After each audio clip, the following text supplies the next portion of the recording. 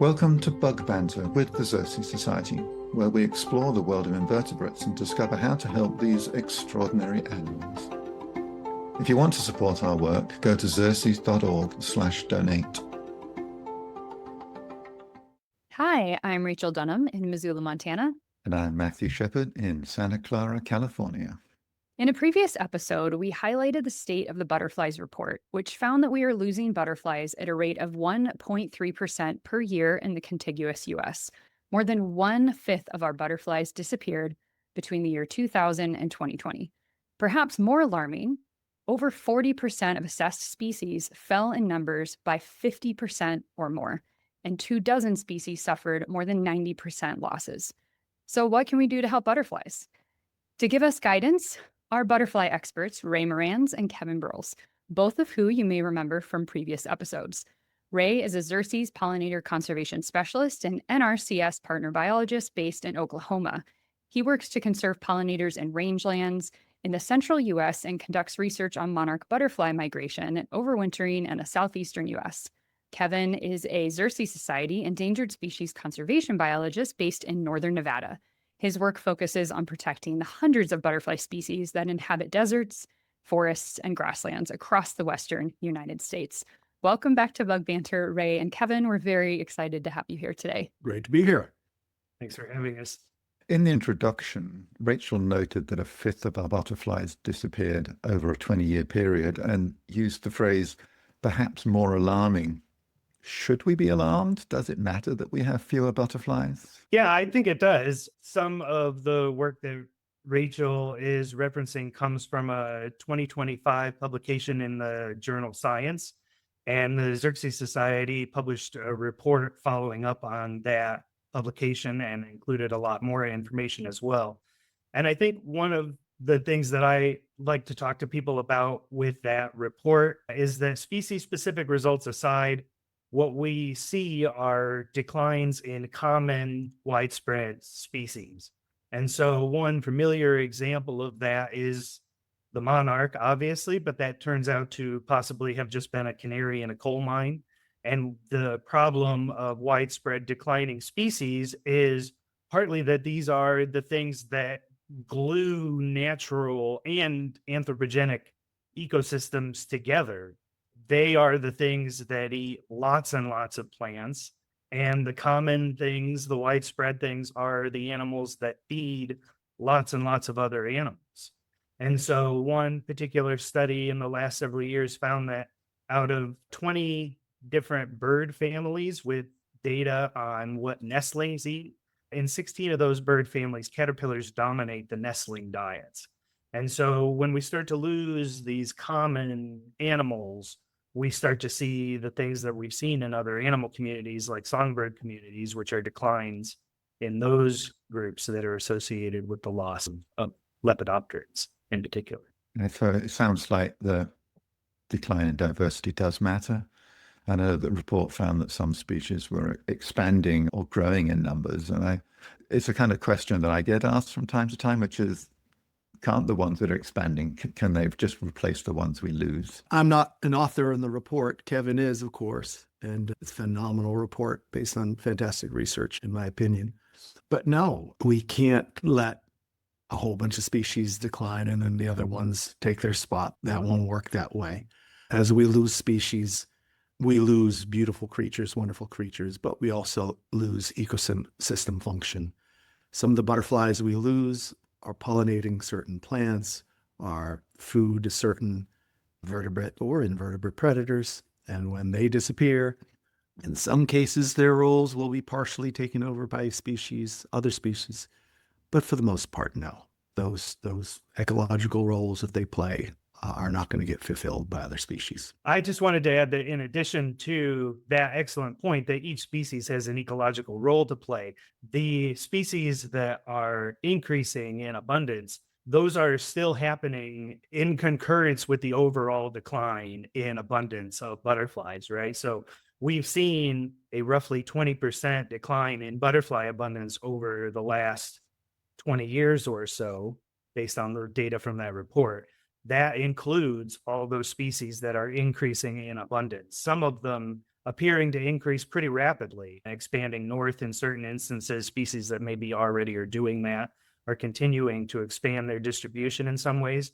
That's all happening, and we've still lost 1 in 5 butterflies in the last 20 years. And Kevin, correct me if I'm wrong, but isn't it true that there are a good deal more species decreasing than there are species increasing, correct?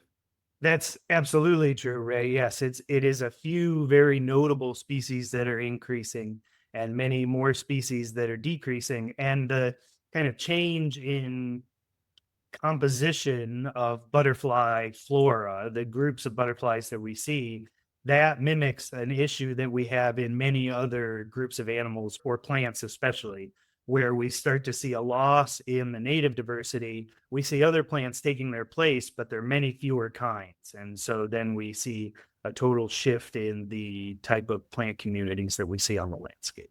Yeah, exactly. Yeah, no, that was a great point you made, Kevin, because I've read the report, and for some of the increasing species, it's 500% or 1,000%.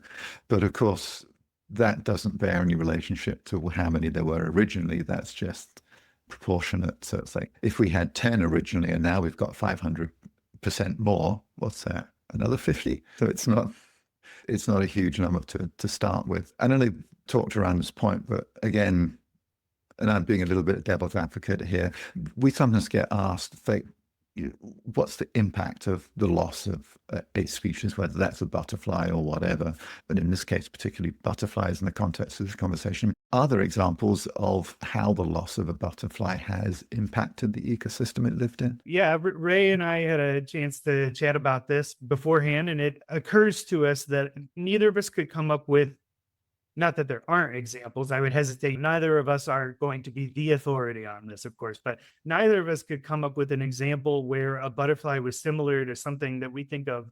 The term is ecosystem engineer, when their presence or absence really changes the function of an ecosystem. And so one example that's in a lot of textbooks is beavers.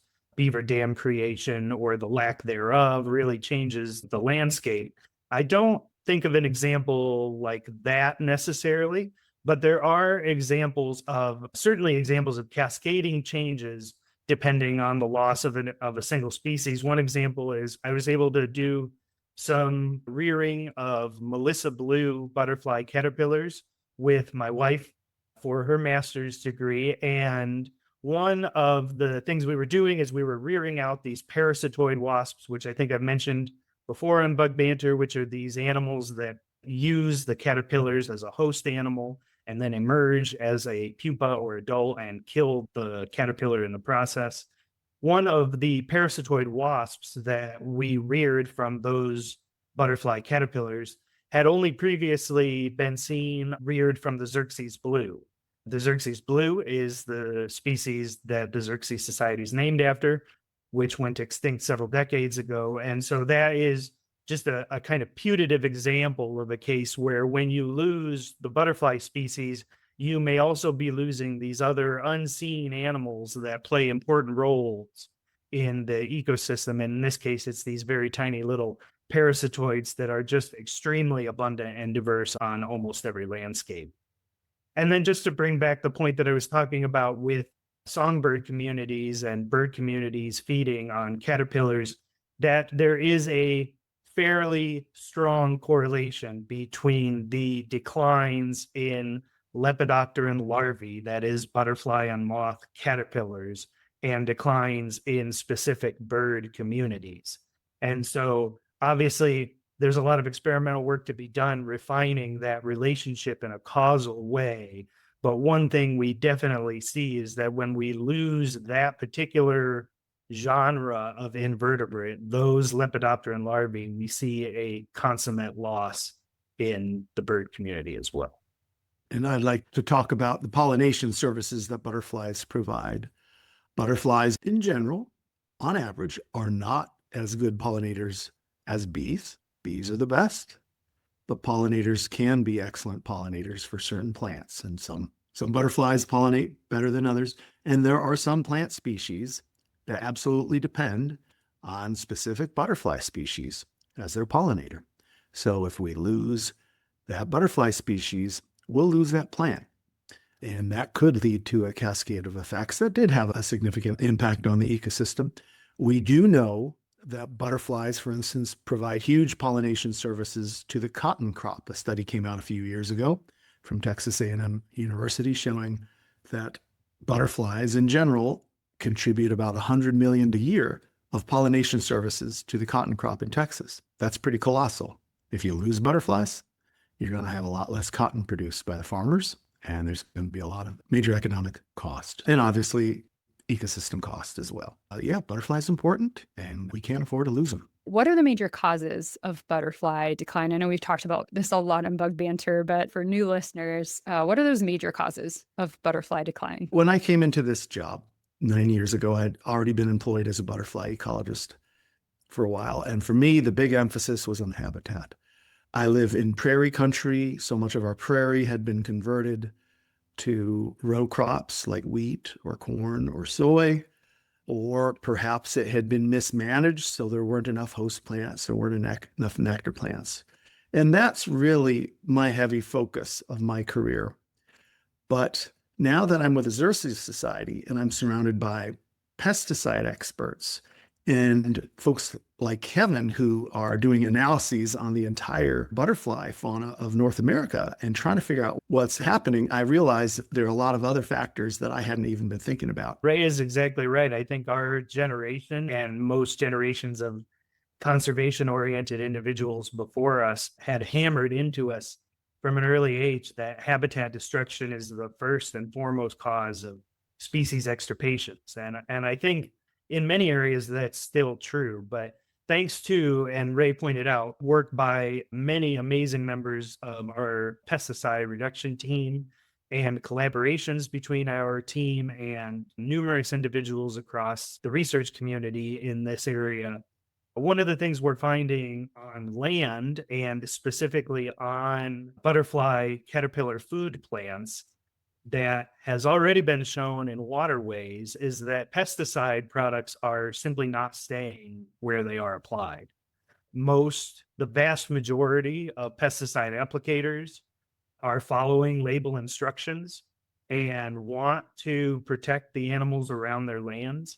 And yet studies that have been done, again, in collaboration with Xerces Society in California and New Mexico in recent years have both found widespread contamination of lepidopteran host plants with herbicide, fungicide, and pesticide residues.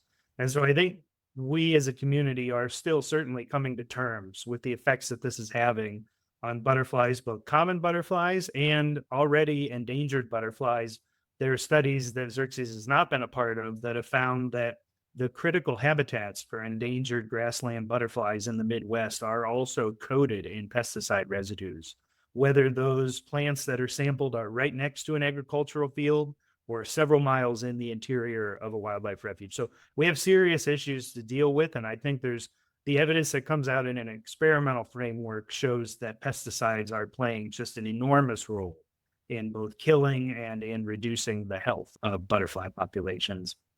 And then the other kind of emerging threat that seems to be coming out in research on butterfly populations are the effects of climate change, especially droughts and increases in temperature, and specifically the timing of those events. So, we know that climate change is not equal across the globe, and we know that different types of climate changes are happening at different rates.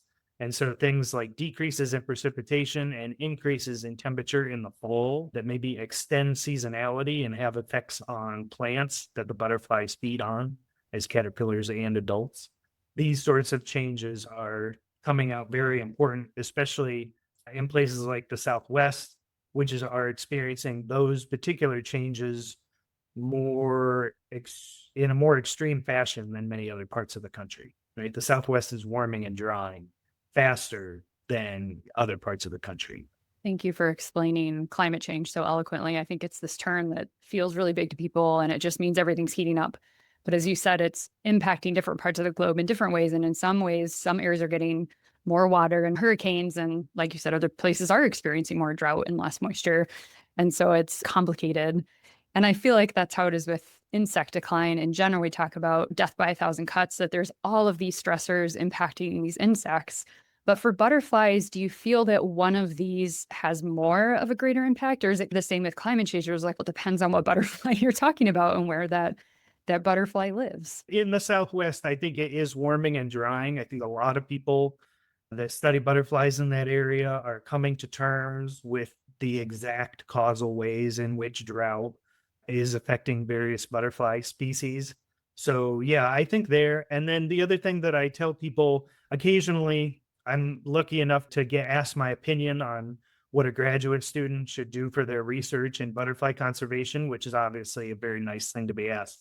And to me, pesticide exposure on the landscape and its effects at those what we call field realistic levels, like what's happening on the ground, how is that affecting butterflies in these environments? That is a black box where every time we shine a light into it, I think we see that it's more important than we know. And that's often the case with real scientific discoveries. Just a quick diversion. There's fungi that grow on plant roots, ectomycorrhizal fungi, which some people may have heard about. When I was in grad school, I think that was a thing that we thought was just on pine trees. And then we thought it was just on some other type of tree. And now it turns out that it's just this ubiquitous mutualistic relationship that's everywhere. And that's the process of our scientific discovery, was finding out. And I think we're going to find that with pesticides. I think we're going to start, and then the wheel's going to get into motion, and we're going to start to find out more and more. I guess the next step is what can people do to help butterflies? We don't want to just circle the drain and get gloomier and gloomier, right? We want to give people some hope, point them towards some things they can do. So are there places that we should be focusing our efforts? I'm, like I said earlier, a big habitat ecologist type of guy. And I do hope indeed that people spend some time on the areas they can control, their gardens, their yards, their farms if they have them, and provide the habitat the butterflies need, the host plants, the nectar plants, and then a clean environment, lacking in pesticides. And, we have plenty of resources at the Xerces Society website to help people with host plants, nectar plants in particular, but also with host plants. Yeah, I think it is worth pointing out that you can seek out pesticide-free plants from nurseries as an individual, and that is extra work for the individual to do. But if you're willing to put in that extra work by looking at plant labels and researching the companies that grow the plants that you buy at nurseries, you can get a head start by putting a plant that is pesticide-free into your yard.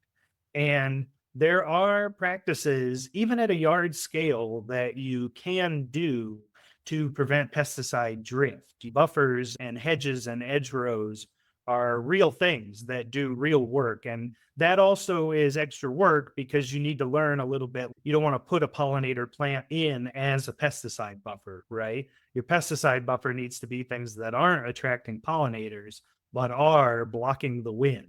I live in a very windy place. Many people live in windy places. And so this is a thing that you can work into your landscaping plans and make changes, the cultural changes, small changes that really make big differences into that pesticide-free environment. The other thing that I want to add more for folks who live in cities and towns is that more and more folks live within communities that are governed by HOAs, homeowners associations. Those homeowners associations often control the landscaping of the common areas. And so that includes the management of turf, as well as things like what kinds of plants can be put into the ground. And the homeowners do have a say in how these associations are run.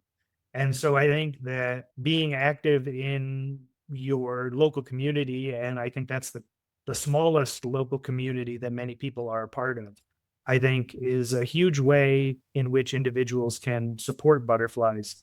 Between the two of you, do you have examples of successful habitat creation that you could share with our listeners? Absolutely. The other day I was at MacDill Air Force Base in Tampa, Florida, which is the home of Central Command, which I didn't realize until then. Pretty important set of generals who dictate military tactics. But more relevant to the topic, I saw a Florida Atala butterfly there.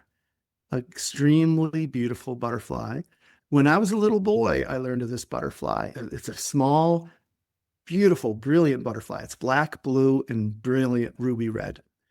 And what I learned as a little boy is this butterfly was going extinct. At least in the US, it lived in South Florida, and it was going extinct because South Florida was getting converted from native habitats into giant megalopolis. Guess what? It's not going extinct. It's actually expanding its range. How is it expanding its range? It turns out that the host plant of the Florida Atala is a native cycad called the kunti plant. The Latin name is Zamia pumila, and it's an attractive plant. It's a neat subtropical plant, and people started planting it in their gardens just because they like the plant. All of a sudden, there's more and more food for the caterpillars of the Florida Atala butterfly in Miami, Fort Lauderdale, West Palm Beach. And that butterfly started to rebound. And then people were planting it in Tampa. And so the butterfly moved up to Tampa. And people have this plant way up in North Florida. This butterfly has expanded its range to North Florida, as I just discovered. And yeah, I got to see one at MacDill Air Force Base. First one I've seen since I lived in Florida 30 years ago. So it was quite a treat. So there are successes out there. If you plant the right plants, you can get some really great things in your backyard and you can make a difference. On the West Coast, I just might add one example that we like to bring up. Me and some of the folks that I work with in the Western states. And I know that you, Rachel and Matthew, have had a bud banter on this species in particular, on this butterfly in particular, is the Fender's blue butterfly. And the Fender's blue butterfly is in the Willamette Valley area. And at one point, I believe the population was down to some 1,500 individual butterflies. And in recent years, it's rebounded up to over, I think, an estimated 100,000, and was somewhat recently downlisted under the Endangered Species Act from an endangered species to a threatened species, which I believe is the first butterfly species to have had that happen. And that's a sign of successful restoration. It is a result of intense collaboration between federal agencies and private landowners. And it involves specifically the sort of stuff that Ray is talking about, increasing the number of host plants, making sure that homeowners know how to protect the habitat that they have. Yeah, and additional restoration of grassland remnants in an area where the butterflies like to live, where the humans live. A lot of that habitat has disappeared. And so even small amounts of restoration and enough small restorations in some ways can add up to a big restoration. It's not one-to-one. There's obviously a lot of detail in that idea. But when it comes to restoration for small things like butterflies, it is somewhat true that a lot of little restorations add up to a big one.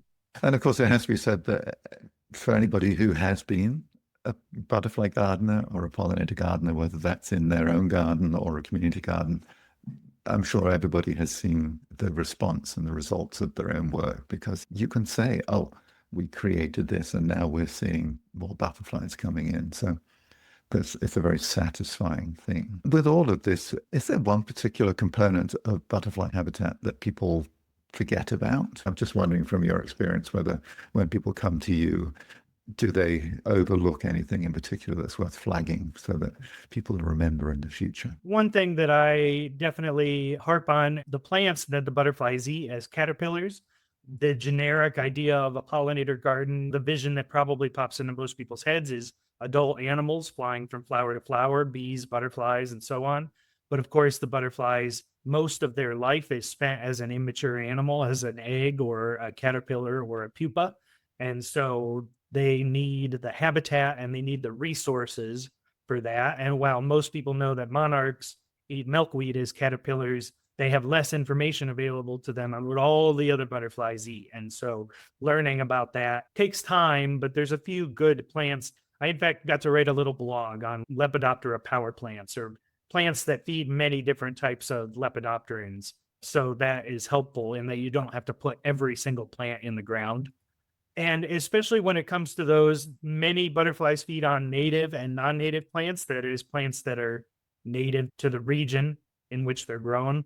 And I'm representing the Nevada Native Plant Society with my shirt here.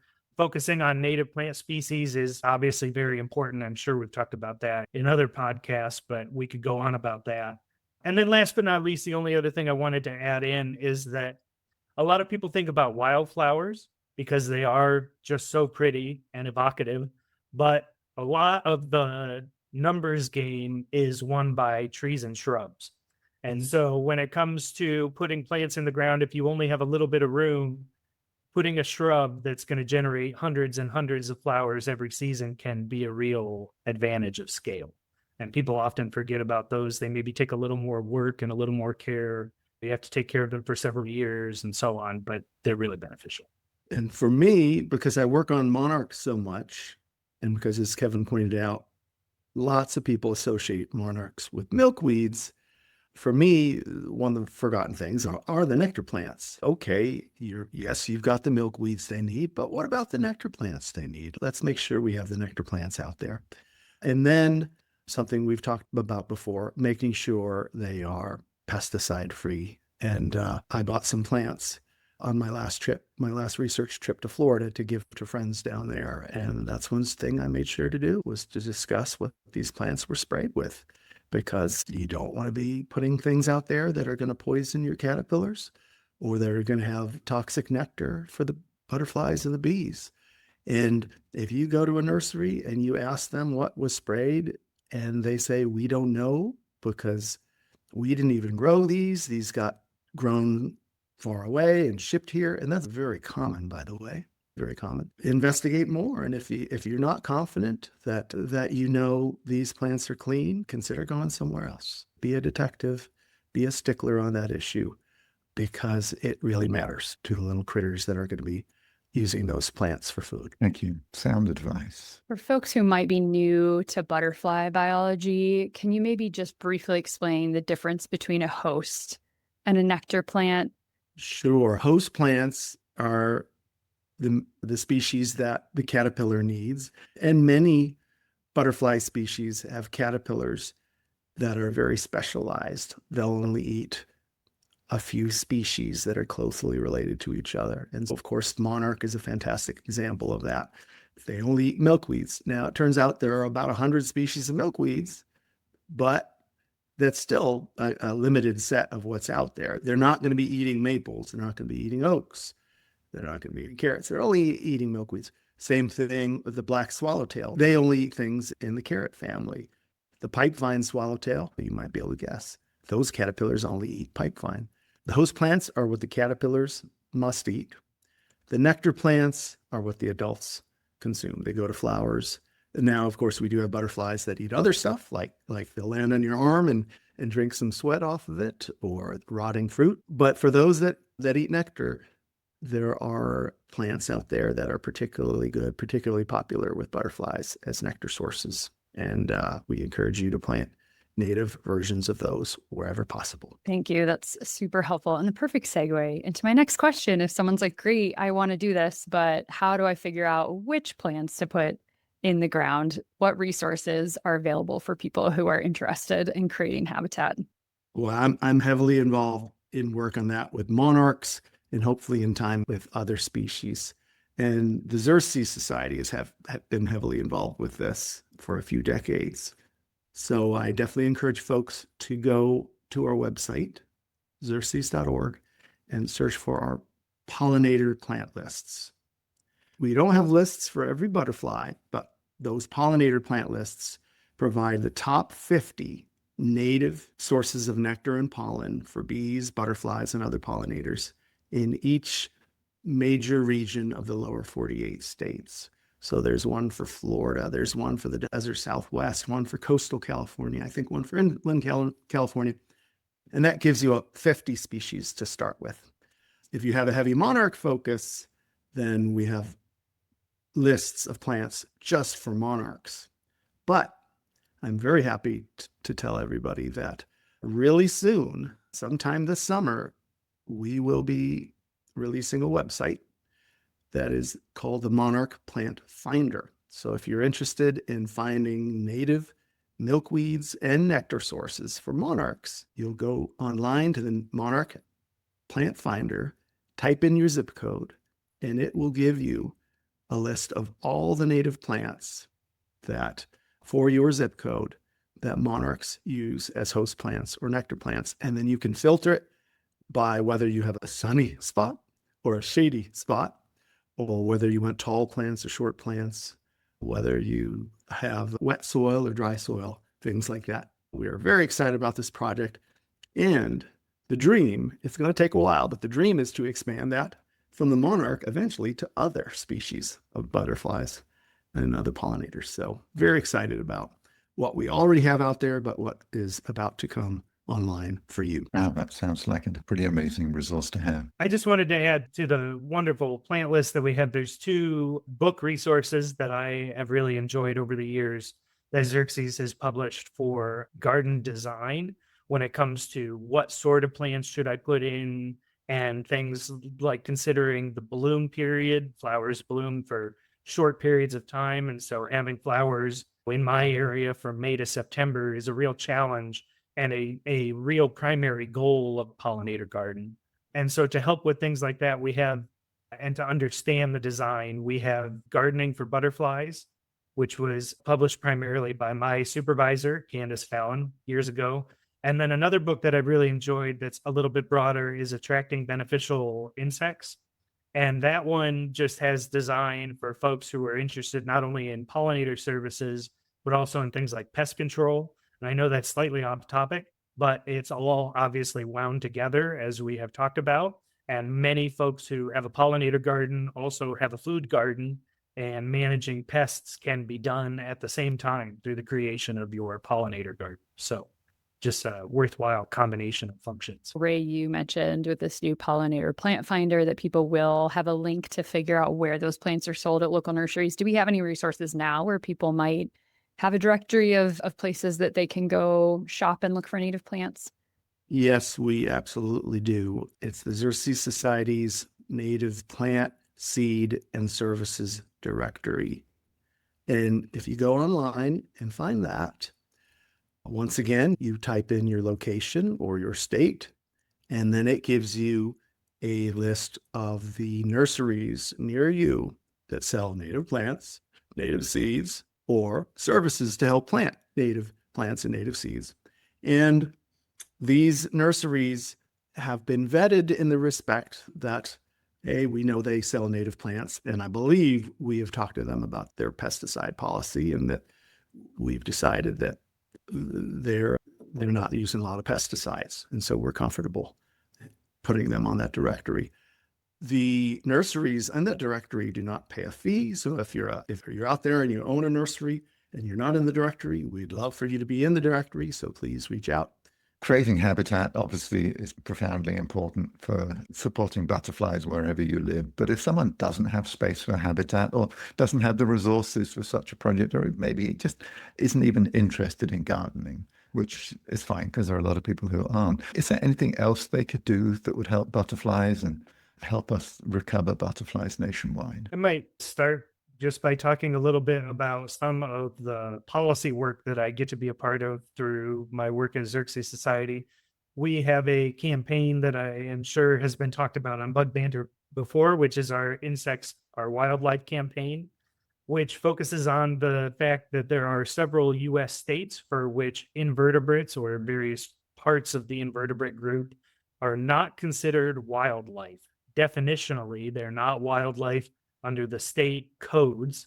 And so the state departments of wildlife do not have the ability to conserve invertebrate populations. So, for example, the monarch butterfly in Nevada, despite all of the amazing work that the Nevada Department of Wildlife has done across the state, while they're out there doing it, they have not been able so far to put milkweed in the ground specifically for monarchs because the butterflies are not considered wildlife under the state. So I've been working on this project in Nevada, but if folks are interested to find out if their state considers insects as wildlife, they can find that out on our Xerces webpage. There's information on that campaign available. And that leads to the broader point that I would say is that the thing that everybody can do is the same thing that Xerces tries to do day to day, which is to be an advocate for invertebrates in their community. Most other special interests have establish lobby efforts. They have people who stand on their behalf in meetings and at commissions and at state legislatures. And so we need people to be those advocates for insects, whether it's leaving comments at state legislature hearings or showing up in person and being part of a coalition, or something like I've already mentioned, which is going to a homeowners association meeting and finding out what sort of pesticides and herbicides are applied to the common areas or onto your own yards if the landscaping companies manage that, and finding out what sort of plants are allowed to be planted in your front and backyards. Can you put native vegetation, or does it have to be turf grass, and can you change that? Those are actions that you can do as an advocate for invertebrates. So I encourage that sort of thinking. Yeah, that's great. I think at any level, there's something that someone can do to speak up. You mentioned HOAs, you mentioned state, but city council, park districts, neighborhood associations, community gardens, the PTO, your kids' school. Yeah, parks and schools are great examples of places where there's a kind of semi-natural landscape often present, and the quality of that landscape can be very important, and there are many of them in every community. And so it is a different type of action. It's not putting plants in the ground, which has that immediate gratification of seeing a flower that you have just put into the ground and enjoying it, but it is more structural change. And I think we're all learning how important that structural change is to determining what gets done day to day by employees of various organizations. So yeah, parks and schools, great examples. Yeah. Okay. And another thing that many people are involved with now is community science efforts, gathering information, submitting observations and so on. Are there opportunities for people to get involved with that as well? Absolutely. Plenty of opportunities for community science. The Western Monarch Milkweed Mapper Project, which is now on iNaturalist. If you live out west and you see a monarch or you see a milkweed, please go on to iNaturalist, look for our iNaturalist project, and enter your data into it. Similarly, we need data all over the country, not just out west, in the center and the east too, on what flowers monarchs are nectaring at. So we have a monarch nectar plant database. Currently, there's a web portal to enter your data, but in the summer of 2026, we'll have established a iNaturalist project for you to enter your data there. Of course, iNaturalist in general is a phenomenal tool. If you see a cool butterfly, put it on iNaturalist. And I have to give it a plug. I want you to realize the quality of some of the experts who are on iNaturalist reviewing your data. I've seen some bees on my property in Oklahoma. I had no idea what they are because, I'm a butterfly expert. I'm not a bee expert yet. And so I put the photos of these bees on there. And a gentleman named John Asher, who I've been told is one of the world's greatest bee experts ever, goes online and tells me what the bees are. That's so delightful. And it's contributing data, whether it's bees or butterflies, but I'm also learning. I'm learning what I've got. I'm a big fan of efforts like that. And the other thing with iNaturalist is it allows people to contribute from wherever. You mentioned John Asher, and I can't remember for sure now, but I know certainly at one point, I think he was in Singapore. He's still the world expert, and which means that you in Oklahoma can post your photo and John wherever can see it and then say, yeah, this is what it is, which I just think is an amazing connection to be made. I might just add in a couple of longer running community science efforts, partly just to tout the importance of them to the butterfly research that we've been talking about. The science paper that came out, the core of the data for that work come from a few different community science efforts. And while they are community science, they are also at the same time still local and regional butterfly experts, many of them, along with regular community members who go out and learn about butterflies of the process. But butterflies, part of what makes them the indicator species for insects is that we know a lot about them because many people really like butterflies. And so a couple of those programs that contributed enormous amounts of information to that report that I want to give credit to. One of them is the North American Butterfly Association, and they have a set of annual counts once a year, typically that focus on counting all of the butterflies in a particular area. Many of these programs have been going on for decades. Many of them are in extremely diverse locations like southern Arizona, and many of them are in really important places of habitat change, like in various parts of the Midwest. And those data have been used not only for our work, but our work looking at the effects of pesticides on butterfly communities in particular, and much other work. And then another organization or kind of collaborated network is the North American Butterfly Monitoring Network, which runs a series of programs under what we call the Pollard Base Network. And these are individuals who go and monitor the same site 4 or maybe 6 times through the season. And they walk a route and they count all of the butterflies that they see in these areas. Many of these programs, again, have been going on for long periods of time. They are managed or completed by regional experts, even though that's not their full-time job. And they've contributed amazing data to understanding butterfly population trends. And so if people are interested in joining a semi-organized, decentralized network, as it were, to look at butterflies in their area, there are opportunities available. Thank you for all those great resources.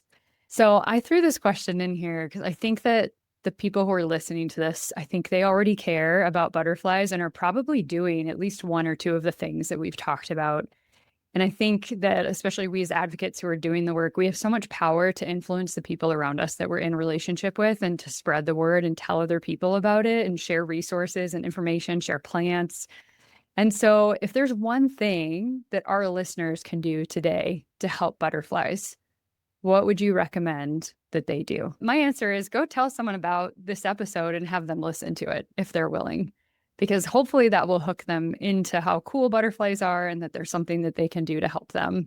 You just never know what could come of that. But yeah, just share this episode with somebody. Well, since I'm such a habitat nut and such a garden nut, I encourage folks to go online and find one of our pollinator plant lists for your area, or maybe our monarch plant list for your area, and try to find, at least for starters, one native plant species that you could add to your garden that would help a butterfly, and then see the results. And there's a good chance you're going to get some cool butterflies showing up thanks to what you planted. So there's a simplistic answer, but something certainly somebody could get started on in one day. I'm going to follow a similar vein. I think the message that people should take from the similarity here is that this work is not rocket science. It's not anything overly complicated. There's no secret sauce that we're not sharing. The answers are available. And so I'm going to pull from a publication co-authored in part by our illustrious leader, Scott Black, which I think said that the number one thing that anybody can do to support insect populations is to convert turf grass into a native habitat. For a basic homeowner, I'm going to suggest a strip along the edge of your yard or next to a sidewalk, and converting that from a section of grass into 5 to 10 shrubs and smaller plants in there. And I think you'll have done your work. To Ray's point, if you watch that, you will find it is successful, and it will encourage you to do another strip next year. And converting that turf grass into native habitat, I think, is one of the things everybody can do. Assuming they have a yard, I recognize it is a limitation, but I think there's a lot of other strips of land out there that are communal property to all of our citizens. So if it's not a yard, it can be in a park and so on. Oh boy, this has been so much fun. Thank you, Kevin. Thank you, Ray. I have, as with every bug banter, I've one, enjoyed it, and two, I've learned something fresh. So I really appreciate the time today to sit down and for you to share your knowledge and your enthusiasm. So that's been really great. As you know, we'd love to wrap up with 2 questions, and you've both been on before, so we've had to come up with new questions. But the first question is, what has been your favorite experience with a butterfly? I am going to maybe spin the question on its head and just say that I have had the chance, like I said, to raise a good number of caterpillars, not as many as my wife has, but raising caterpillars gives you an extraordinary appreciation for the rest of the butterfly life cycle. It is an extremely slow lab experiment, right? They start out very, very tiny. It takes a while for them to grow big. It's very detail oriented because everything that happens to them is smaller than it is for us. And so you get a different perspective spatially and temporally on what it takes to survive. But then most importantly, I think we've talked about how much caterpillars eat on the landscape and their role eating native plants. And nothing will let you know how much a caterpillar eats except to try and raise it. We traveled a lot collecting plants for caterpillars to eat back in the lab. And it really gives you an appreciation for just how much they're eating across the landscape when you look out at the plants that you see. So I really appreciate that.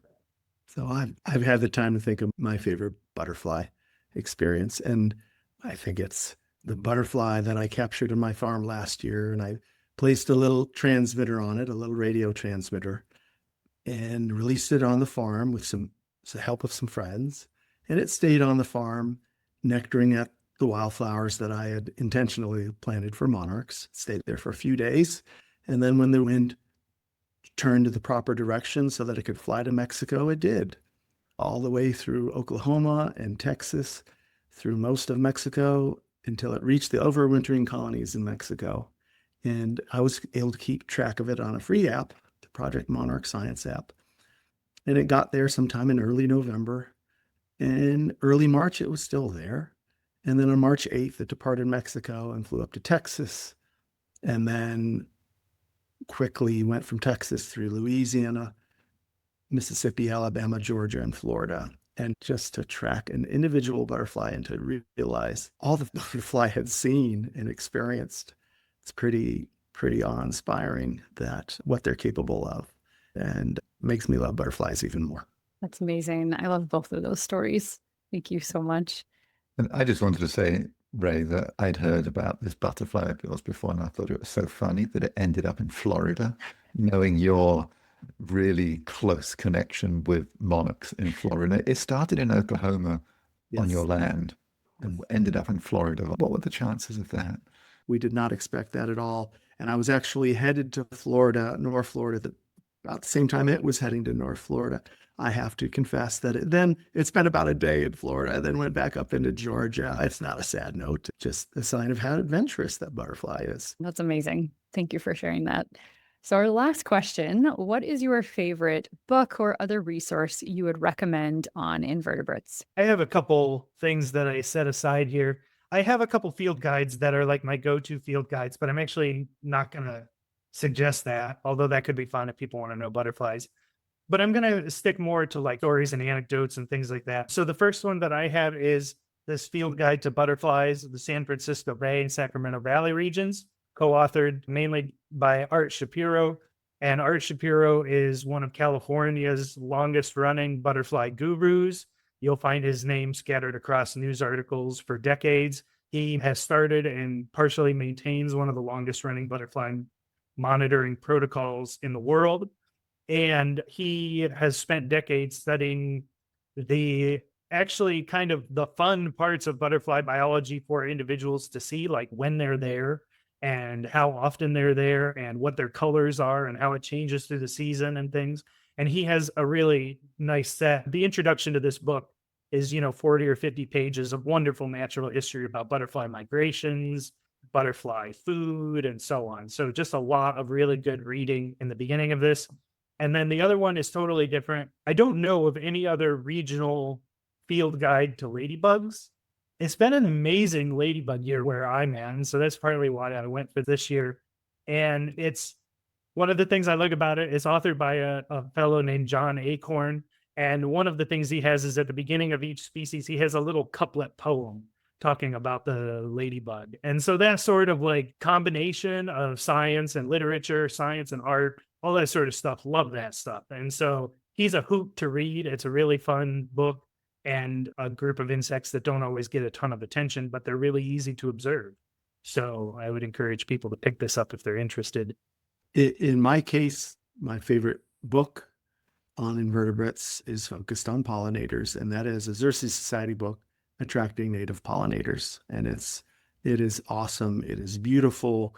It both tells you about the pollinators, but also tells you what they need and how to help them. I'm a huge fan of that book. I don't have a copy of it at the moment. I had it, and of course, as My coworkers know my house burned down in a wildfire last year, and I haven't rebuilt my library. But fantastic book, and a book that I need to get back in my library sometime soon. And then I am a huge fan, as mentioned earlier, of iNaturalist and how much we can learn from that. And so for those of you who haven't tried it, go out, get the app, get the free app, and then go out and take a picture of anything, any living thing, a plant, a slug, mushroom, beetle, bug, fly, butterfly, and post it. And then you'll see why we like it so much. You'll see why it's so educational, such a good way to learn and contribute to science at the same time. Thank you both so much. Ray, before my interview for this job, you recommended that I read Attracting Native Pollinators, and I did not have a background in entomology coming into this position. And because I read that book, I was able to answer a very difficult question in my interview correctly. And I was like, oh, thank you, Ray, for recommending that I read this book. It is a great book, and we definitely need to send you a replacement. How do you think I'm able to do my job? I read the book. Well, thank you both so much. Most episodes, my cheeks hurt a little, but they hurt a lot right now because I've been smiling so much. I just have learned so much information, as Matthew said. We've had you on here before, but every time I learn something new, and I feel so motivated to go rip up a strip of my lawn right now. But thank you both so much for your time today, your expertise, and your clear passion for butterflies and all the work that you're doing out there to save these just amazing animals. So thank you. It's just been a pleasure. Yeah, thanks for bringing the topic up for us. We appreciate it. Yeah, our pleasure to be on here. And I think Kevin and I, as all Xerces Society employees feel, I think, very lucky to have the honor to be trusted with invertebrate conservation. It's really a passion of ours, everybody at Xerces, and it's fun work. And I'm very lucky to be able to do it. Bug Banter is brought to you by the Xerces Society, a donor-based nonprofit that is working to protect insects and other invertebrates, the life that sustains us. If you are already a donor, thank you so much. If you want to support our work, go to xerces.org/donate. For information about this podcast and for show notes, go to xerces.org/bugbanter.